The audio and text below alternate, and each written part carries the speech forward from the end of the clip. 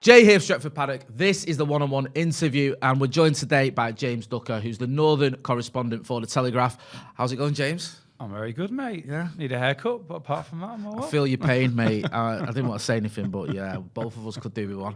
I've not seen you since the tour. Yeah, you enjoy it? Yeah, it was. It was good. It's an eye-opener, isn't it? It is an eye-opener, yes, it was. You were one of the more sober ones, though, so me and you were able to have a good chat over there. I'll take that, because it certainly didn't feel that way. Definitely, it was good, and it was good for us to be over there as a channel and to get to see what goes on tour and get a bit of access as well. See Eric Ten Hag, so we'll obviously have a little bit of a chat about that, United transfers and all the other stuff as well. In fact, I'll start with Eric Ten Hag because we saw him on pre-season, and you guys got to spend quite a lot of time with him. What have you made of the job he's done so far coming into Manchester United? I think it's been impressive. I think he had to stamp his authority over that football club very early on, because I think everyone knew it was in disarray, and people internally, I don't think, would dispute that either. So he really needed to get a hold of discipline. I think he needed to put his mark down quite quickly. And it's not long ago since he celebrated 100 days, and they often use that as a benchmark, don't they, for sort of a new figure imposing themselves on a business or a company, or in this case a football club. And he's done that. I think there's an air of authority and respect and an element of fear that's been brought back to the manager's position. And it's been turbulent. It's not been plain sailing at all. But I like what he's done. He's a grown up, I think. I think he's. I mean, you were saying off air before. They've appointed someone who's on the up. Yeah. I mean, he's early 50s, isn't he? He's not. Yeah. He's not a pup. But I think there's a degree of experience there. But doesn't get too high, doesn't get too low. He's very diligent in what he does. I've been impressed. I mean, they've backed him. They've given him a lot. But I think for me, the discipline element, players were getting away with all sorts last season. That has just stopped. Yeah. I think a couple of us obviously wrote that, you're late for team meetings or meals or whatever. Doesn't matter if it's a minute or 10 minutes, whatever. You're out, and player got dropped for that during the pre-season. There's just been a lot of rules put in place. He's not an obstinate individual. I think he just wants players to know these are the rules, don't break them, but my door's open, and I'm just, respect me and I'll respect you. And I think that sort of shone through. And I think the vibes and the messages coming out of the dressing room have been very positive. I think the players love that they've got a training ground coach.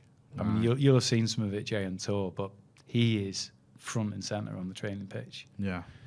And I think there's been an uplift. Kieran McKenna was a really good coach, despite a lot of what was obviously said. Michael Carrick was a good coach. Yeah. But, they were very inexperienced and new. They were very talented. But I think if they'd come in and they were working under a Jurgen Klopp or a Pep Guardiola, it'd be a different story. Yeah. But Kieran was basically shaping and driving first-team training on a day-to-day basis, which was a huge responsibility for someone who'd spent most of his time in under-18 sort of football. Yeah. Ten Hag is front and centre, which is what Antonio Conte is, which is what Pep is, which is what the best modern-day Thomas Tuchel. So Klopp as well, and I think the players have reacted to that. He certainly didn't see it in the first couple of games, but will that be a blessing in time? Possibly, but he was quite clear that, sorry lads, this is never happening again. This is, and dragged them all out, didn't see the next day, and got them all to run 13.8 kilometres each, and joined in. I love that. The joined in, and players were like, this guy is obviously serious, and then the reaction against Liverpool. I can't remember a pendulum swing in two games like that, because I would say the first half against Brentford's the worst 45 minutes from United team I've seen in my lifetime, without any exaggeration. You mentioned there about being backed and stuff like that, and the transfer window was so strange, just as a fan's point of view looking at it, because at one point it was, we got a few players in, you think okay, then there was that sort of gap between, I think, sort of Eriksen and Malacia and the next signing, you're wondering whether there are going to be those signings. Then we were linked with Arnautovic and Rabiot, and you end up with Casemiro and getting the Antony deal done. What did you make of United's, not just the transfer business, but the way they went about it as well? Yeah, I mean, strange is one word. I mean, chaotic, I would say, is the other. I think you can view it two ways. There's little doubt that they rode back from the starting positions that they held, and I would say there was probably 4 different positions there. 1, we won't be held to ransom. 2, we won't sign bad eggs. 3, we only will pursue players who really want to come. On the not being held to ransom, well, they were. The reality is they were. I mean, they ended up, they probably paid, I think, over 50 million more than they originally valued Martinez and Antony at. Right. I mean, I think they were viewing Antony around the sort of Rafinha fee, which was about 55 million quid, so about 65 million euros. I think the starting bid was about 60 million euros. So they've ended up obviously paying far. I mean, Richarlison goes to Tottenham for 60 million. Rafinha, as I mentioned, 55 to Barcelona. Both Premier League proven. Antony's not. So they've definitely rode back there. They only wanted players who wanted to come to United. Absolutely the case with Antony and Martinez, and you saw that in their attempts to get out of Ajax. Malacia the same. Eriksen, I think, pretty much as well, not back Brentford and came. But Frankie de Jong didn't really want to come to United. He wanted to stay at Barcelona, and they spent 14 weeks pursuing him. The bad eggs thing, again, which they really, really, impressed early on. Well, they tried to sign Arnautovic, and you need to look at his, track record. Similarly, Rabiot. And then the fourth one was, signing players who are 30 on big deals, and I'd got sort of told late May, so people like Kante and Jorginho, for example, and last year the contracts, are they? I'm not saying they would sign players like that, but would they be players of interest to you? And it was like, well, the problem with signing a 30 or a 31-year-old is that they want a long-term deal, 4 or 5 years, on massive money, and you might only get a good couple of seasons out of them. And that, obviously, they rode back from that with obviously the Casemiro signing, who's 30 now, and at that time they were signing Alexis Sanchez. I think it was late 20s, obviously, when they signed him, but I think they cited Willian, who went to Arsenal on huge money, just didn't work out. So they have rode back from a lot of these positions. The flip side is I think they've done that on 2 things. Mainly a desire to back the manager and give the manager what he wants. And so, De Jong was absolutely key to Ten Hag's plans. And they couldn't get it over the line. They obviously agreed a fee with Barcelona, but they couldn't get it over the line. And I think they pursued it so long because the manager was that clear that he was the man he wanted. Yeah. Similarly with Antony and Martinez, the manager absolutely desperate for those players. So they've ended up coughing up a lot more cash than they were initially going to spend. So I think you can view it in different ways. I think you can view it that, well, actually they have compromised their initial starting positions, but they've also done that to try and back the manager. Is that a good thing or a bad thing? I think it's a good thing in some ways. The dangers of it are that they did that with Van Gaal.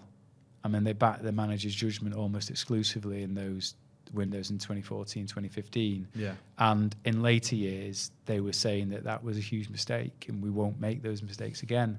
Now, they have done that. They have, this summer is a repeat of that. The hope, I think, for a lot of United fans and certainly the club is that the calibre of players that this manager is identified are going to be better. Yeah. And that he can do a lot more with them. And I think it's a snooze fest under Van Gaal, wasn't it? I think, it will be, it already looks more entertaining and progressive under Ten Hag, and the signings so far, at least, we've started really, really well. I think they've ended up spending 80 to 100 million more. Why is that though? Because you mentioned, the results, the first 2 results, especially the Brentford one, and I hear you on the one of the worst staffs, if not the worst staffs of United you've ever seen. Was it that? Was that the when made them go, we've got to push the boat out here? Was it the manager? What do you think was the driving motivation between suddenly going from a pretty set out budget to, an extra 100 million or whatever it is? It's not like it was. Yeah, I don't know if it was one. I don't know if it was just one thing. Yeah. I think it might have been maybe three. Right. I think a desire to back the manager. Yeah. A recognition that, oh my God, we really do need to do something this summer. We really do. And the manager, who's become pretty powerful, is making it quite clear privately that you need to do it. And then also maybe the market just going absolutely berserk. Probably not helped by Chelsea as well, spending 60 million on Cucurella and things like that. Yeah. And don't get me wrong, I mean, United have done exactly what Chelsea have done, pay massively over the odds this summer for players. So, yeah, I don't see any money being available in January. I don't see United. I could see a player or two going. Yeah. But I don't see at this stage, from what I'm hearing, I don't think there's going to be any money in January. And then next summer, I don't know whether we'll have eaten into budget stuff. I mean, if they don't get into the Champions League next summer, they don't qualify this season, and they don't have that revenue coming in, I can't see next summer being anywhere in the vaguest vicinity of this summer. I mean, this summer they've already spent, 75, 80 million more than they've ever done in a summer before. Yeah. I mean, Ten Hag has been backed like no other manager has ever been before. So if they spent 100 million next summer,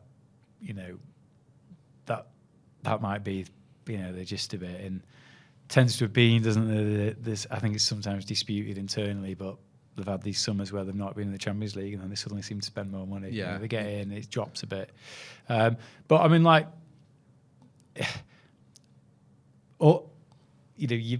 you get told something one day, and 3 days later the opposite is happening. So we try to predict what's going to happen next summer.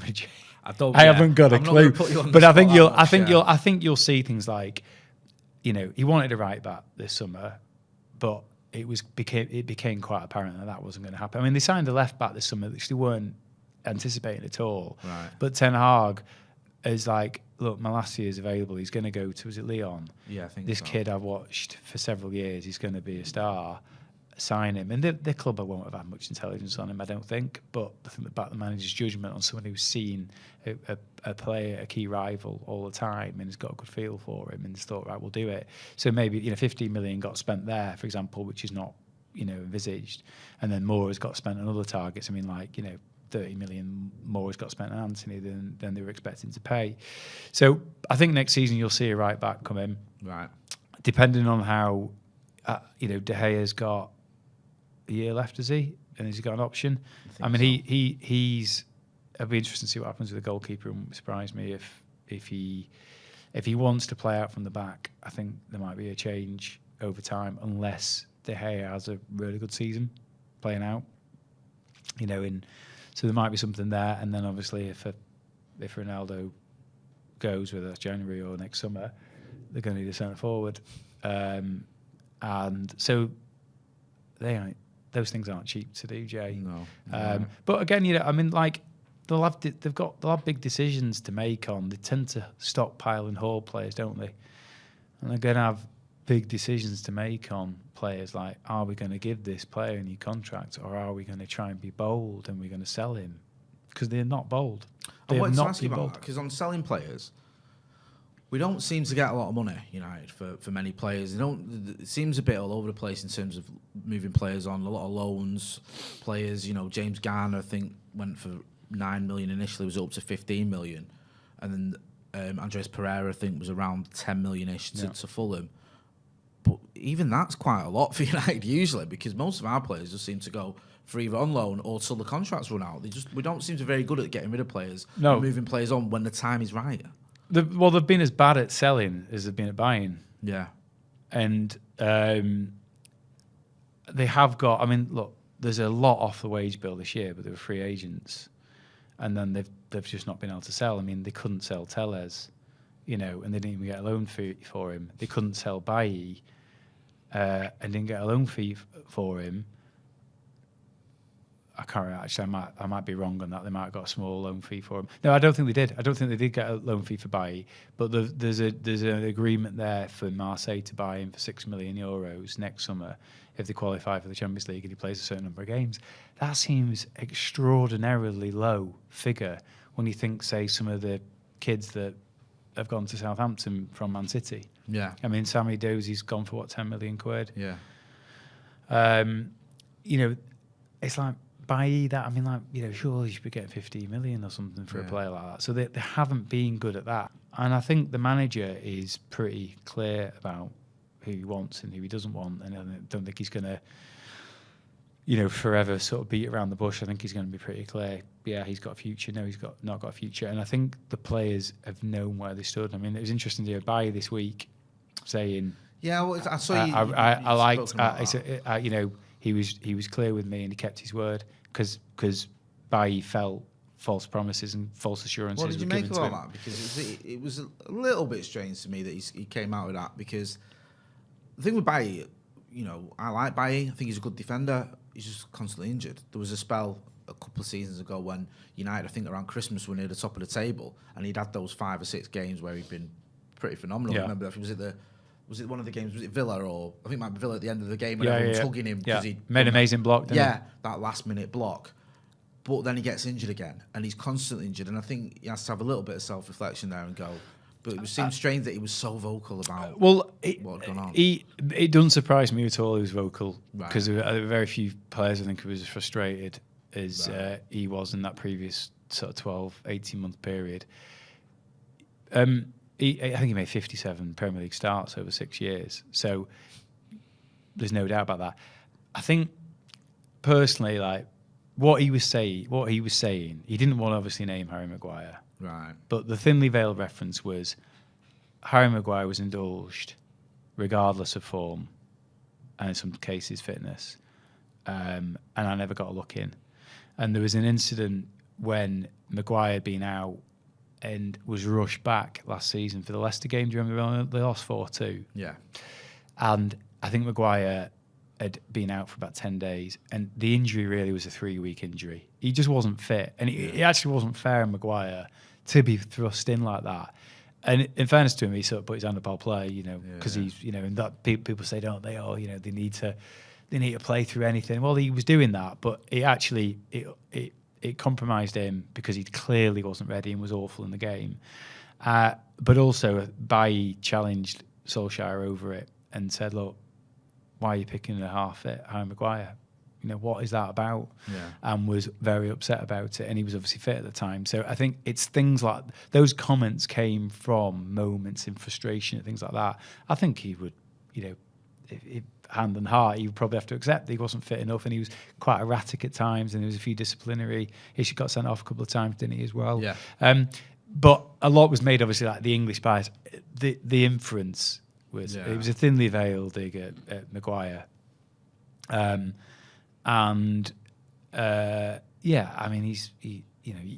I think successive managers agreed that they couldn't bank on Bailly. I think as an out-and-out defender, very good one-on-one sort of defender, but always had a mistake in him, and a bit raw, but not fit enough. And I think as centre-half, you want to be playing every 3. Yeah. You want to be playing all the time to get that understanding with that partnership, and that just wasn't really an option for him. I think we will see more move on, but I'd be surprised if we get good fees, because as you mentioned there, rarely happens. You spoke about there, the way he's been backed, the turnaround from the Brentford game to going into the Liverpool game.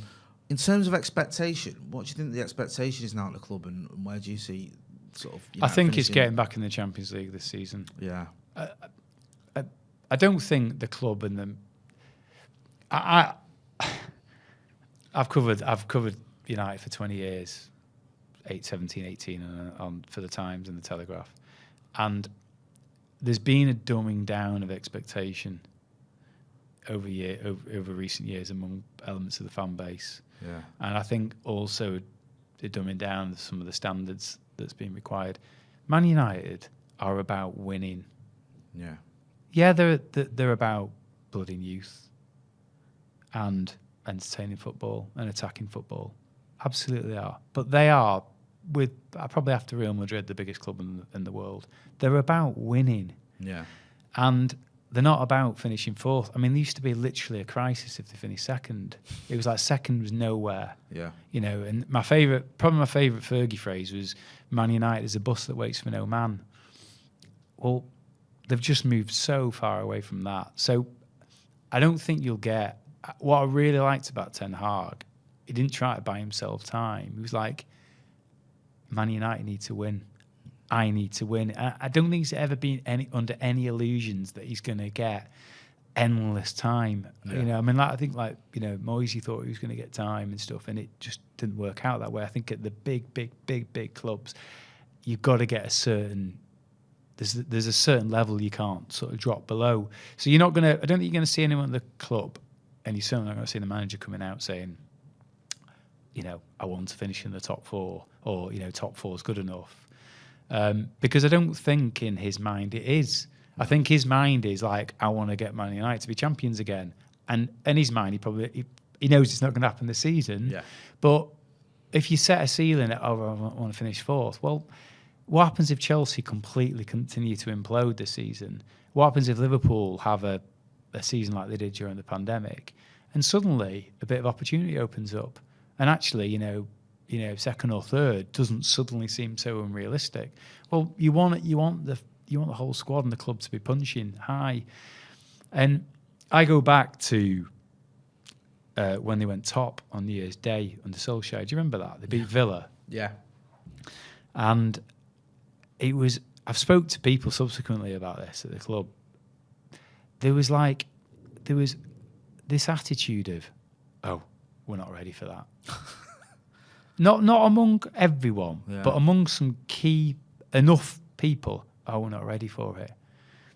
And I was thinking, well, sometimes like that's the beauty of football. Opportunity presents itself where you don't know.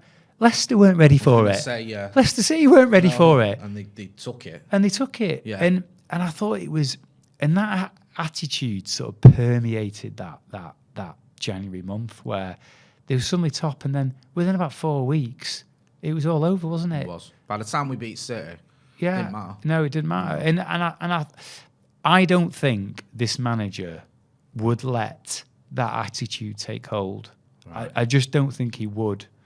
And listen, I know there's been a lot said about Ronaldo. If Ronaldo is in that position, say assume he stays for this season. Yeah. Say he goes next summer, but he stays this season. I don't think that if he's in that position, and Casemiro and Varane and Bruno, and even some of like, you know, what United fans hope are going to be dogs of war like Martinez and people like that, you know, and Eriksen, I don't think that they will let that happen. They're like, look, we've got an opportunity here. Yeah. Now, do I think United will win the title? Absolutely not. I think City will walk it. I think their base is now so high. I was in Seville in the week and they barely got a second game and they won 4-0, and it's like their base is very high. But opportunities present themselves sometimes when you least expect it. But I think, back to your earlier question, Jake, because I've gone off at a million tangents, I think they need to get into the Champions League. Yeah. You know, whether that's finishing second or whatever, fourth or whatever it is, and they need to get back in. And then they need to have a very good summer. I think they need to be very, very decisive in the window. There's still a lot that needs to clear out, and then they need to go at it. Just on that, you mentioned there, because you've covered everything really in those questions, but one thing I wanted to ask you about, you mentioned it earlier about this sort of ceiling and the owners. You know, there's been loads of protests. You know, we were talking off camera before, and it was almost like, you know, you were saying that in terms of the amount of different sets of fans now and all the fans coming together, it seems like there is sort of probably more fans anti-Glazer. I know everyone's always been anti-Glazer, but it feels like a lot more fans are becoming vocal about that. Do you see anything changing with these owners? Do you think there is a feeling, and do you see anything at all where you think maybe we could be heading towards the Glazers moving on, or do you think that we might just be sort of stuck with them? Because I certainly feel from the fans there's a desire there, probably as strong as I've seen for a long time, to get them out. But, you know, there's only so much the fans can do. There've been a lot of movements, haven't there? Yeah. I mean, there was heavy campaigning, protesting before they even bought the club.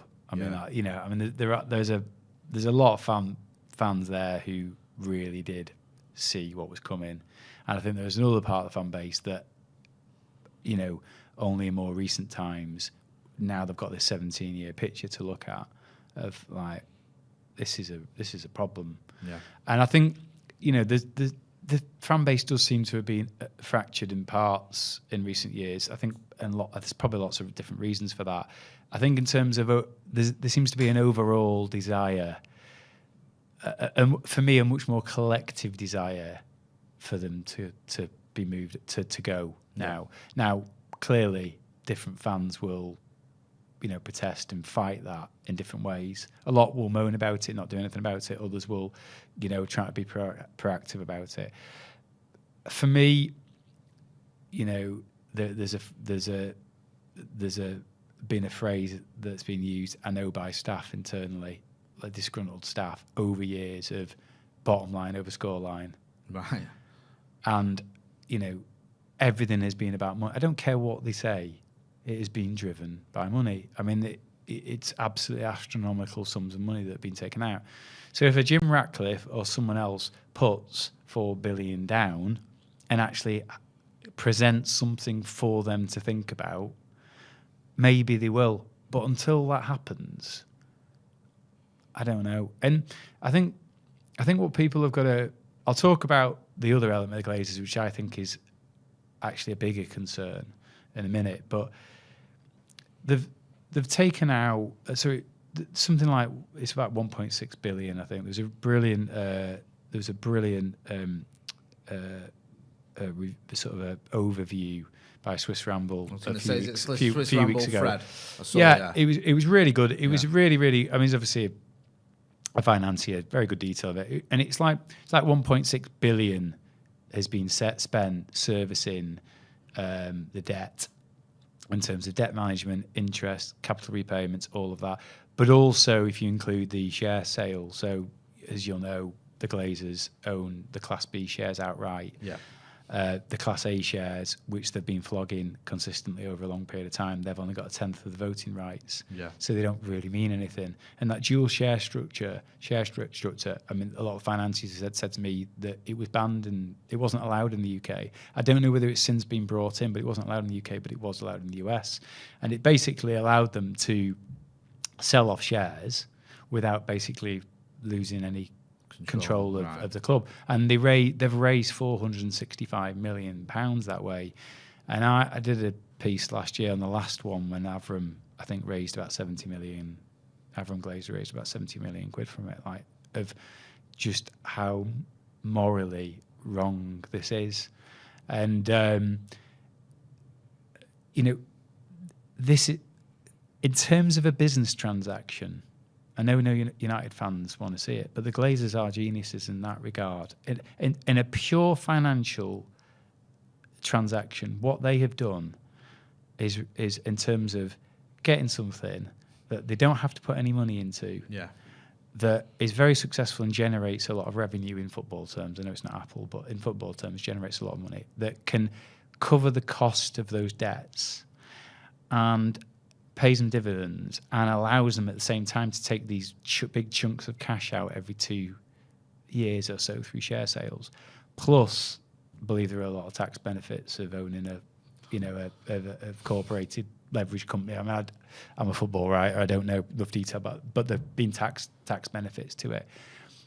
The part of it would be like, why would they sell it? Yeah. Because it's been an unbelievable cash cow for them, Yeah. an absolutely phenomenal cash cow. And in terms of like spotting an opportunity and making the most of it, well, fine. But it's not like buying an ordinary company, a football club. Community assets, steeped in history. There's an emotion around there that just doesn't exist with a lot of companies. And for a lot of people, United is a hugely important part of a lot of people's lives, just as Macclesfield Town was for Macclesfield Town's fans, or Bury is for Bury fans. So the financial reasons for it, the masterstroke for them. But what has happened in turn, I think, is appalling. For me, though, the bigger issue is that they've still actually spent... They could have obviously spent miles more money on, the ground, the training ground, players, the squad that the club have generated, and that's obviously gone into servicing the debt and other means, which is obviously a lot of fans can't swallow that, and I totally understand that. For me, though, the other big failure, and the other huge failure, is the people that are put in place. Yeah. So FSG at Liverpool got it wrong early on, but they rectified their mistakes and started to put the right people in the right places. The Glazers have just never done that. Now, it might be that Richard Arnold proves a very, very successful chief executive. I would say he's probably working with one arm tied behind his back. But he is trying to change things. Getting good people in takes time. I don't just mean on a football point of view, getting people in behind the scenes. Some of these people have got 6, 9 and 12-month notice periods. It takes time. And they seem to take forever the interview processes seem to take a long time. But they've got this big internal review that Corn Ferry have been doing, been interviewing a lot of current staff. Are they right? Do they need to be moved on? Does he need to be or she need to be relocated or reallocated? Are we getting the best out of them there? Where are we deficient? So that's been going on. You don't click your fingers and sort that overnight, Jay. And then the football, I think he's placed his trust in time and faith in X, Y, and Z. Will there be changes on that front over time? We will see. I think Ten Hag might have some influence on it. Yeah. But the Glazers generally, I don't think they've done a very good job of that. And that stops with them. Weak people employ weak people. Yeah. Strong people employ people who will challenge them. And I did it at the end of May, beginning of June. I did a big 2-part series, and one of them was looking at, the structural mess that has existed, and also the efforts to change it and what is being done. And a couple of things that really struck me that were said. One, there was not a culture, a challenging culture. So anyone who dared to challenge was either sidelined or silenced. Now, no company has been successful operates that way. No. And another contact came out with a brilliant line saying it's harder to get out of the club than it is to get in. And this is a guy who'd worked there for a long time and knew the club very well. Now, and I put, and that hasn't been disputed internally, and I think there are people who've been trying to change things, but whether they're right people, who knows, we'll have to see in time. But that's fundamentally wrong, isn't it? How could it be harder to get out of Man United than get in? So I don't. Will they be? The best in Europe? On and off the pitch. There's going to have to be a lot of change still, a lot of change for them to get back to that route. And I couldn't tell you how long that's going to take. I really don't know. I really don't know. Don't know. And you might find you start to get to a point where Ten Hag is really keeping up his end of the bargain, but other people have got to do a lot more off the pitch, and absolutely that starts with the owners. And I mean, you just go to the stadium, you just look at the stadium, the training ground. I mean, Leicester, Tottenham, Liverpool, all these clubs have got these amazing training grounds now, and United, they've sat on it, and that is now underway. But it's going to take, it could take 4 or 5 years. I don't know how long it's going to take. I generally don't know, but it's not going to be done in 18 months. No. It's going to take some time, and then the stadium. I mean, that is going to take a long time, but they are being let. I mean, Real Madrid have getting this new stadium, Barcelona a new stadium, Tottenham have got a new stadium, Arsenal have got, obviously, we're much more ahead and obviously got that stadium, and obviously work's going to be probably done to that over time as well. Chelsea have obviously had all sorts of issues there, obviously stuck in that. Liverpool transformed that stadium. Yeah. I mean, Old Trafford, I mean, if they get that stadium right, I mean, the revenue, I mean, it generates it was always the benchmark for a club, and it generates what, 4.25 million a game in revenue. God knows what United would generate with a new stadium, whether that was a completely redeveloped Old Trafford and expanded South Stand, or a new stadium on the surrounding land. And it'll be very interesting now they're working through it to see what happens. Because I know there's been the preference has been redevelopment of the existing site and expanding the south stand. And in the past, it wasn't possible with the railway line. The technology now is such that you can do it. But I've sort of broke a story on how Old Trafford could be knocked down and rebuilt under sort of 3 plans being looked at by the club, and obviously the architectural firms that were bidding for it. And I know the club, the redevelopment, the South Stand expansion was the favourite, but let's wait to see what the costs are, because you might end up, it might be so expensive to do that. And if you've been around internally around Old Trafford, Jay, so like a rabbit warren.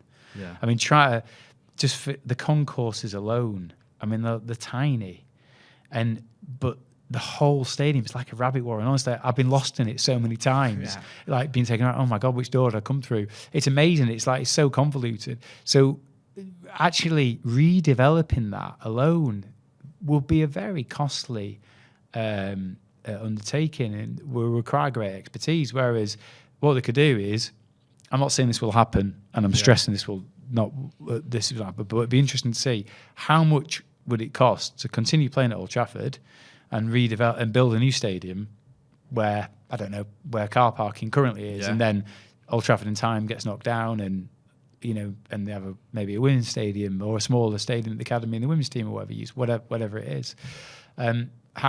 Would that be significantly more expensive than redeveloping what they've got at the moment? And you've got to remember, if they're redeveloping what they've got, they're probably going to end up continuing playing where they are, and that presents its own problems. In how much would they have to reduce capacity by?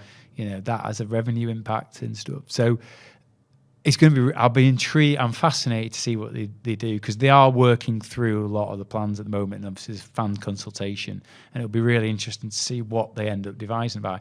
And I think there'll be an element of the fan base who'll be like, well, I'll believe it actually happened with these owners when it does, and because it's going to be an expensive undertaking, and obviously they're going to have to get loans and whatnot. But it'd be very interesting. But why was this process not started 10 years ago? I don't even mean 3. Yeah. Why was this process not started 10 years ago? The mind boggles, to be honest with I you. mean, the capital expenditure on Old Trafford, I mean, it's been.